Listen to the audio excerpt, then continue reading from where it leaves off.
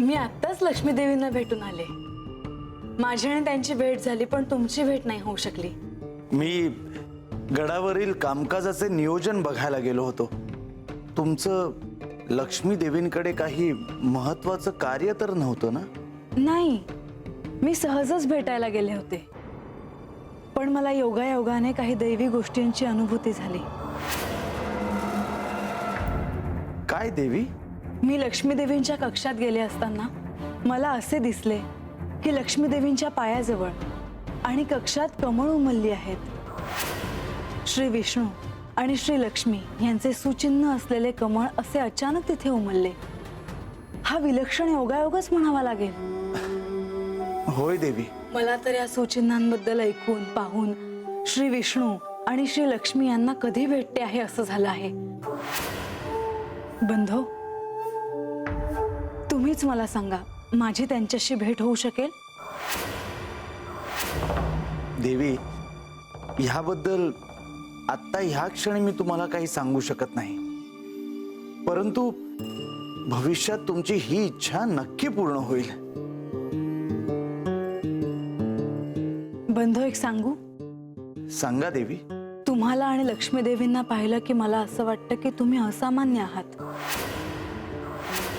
श्री खंडेरायांनी माझ्यावर जेजुरीच्या प्रधानाचे दायित्व सोपवले आहे.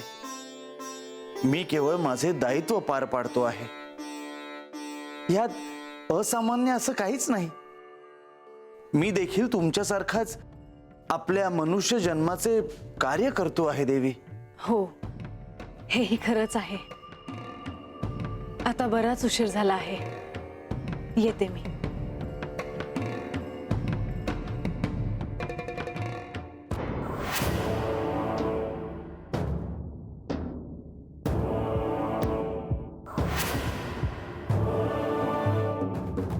काय झालं? देव आला आहेत. जातो मी. देवाला आहे.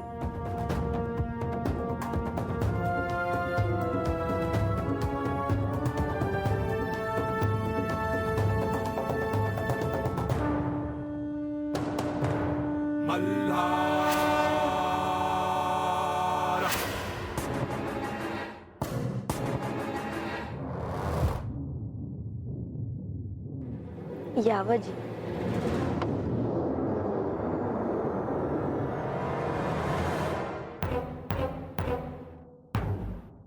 देवा, आपली अकस्मात इथे भेट झाली. खूप आनंद झाला. इंद्रदेव, कन्येसाठी अजून किती करणार? मी तिच्यासाठी काय करणार देवा? मी आत्ताच बानूला म्हणत होतो की मी जे काही करतो आहे ते केवळ माझ्यासाठी करतो आहे. माझ्या भूतकाळाने मला क्षमा करावी म्हणून करतो आहे. कुणी काय कर्म करावं हे ज्याच्या त्याच्या हाती असतं, पण त्याचे मिळणारे फळ हे मात्र त्याच्या हाती नसतं. माझ्या हातून भूतकाळातील चुकांची पुनरावृत्ती होणार नाही.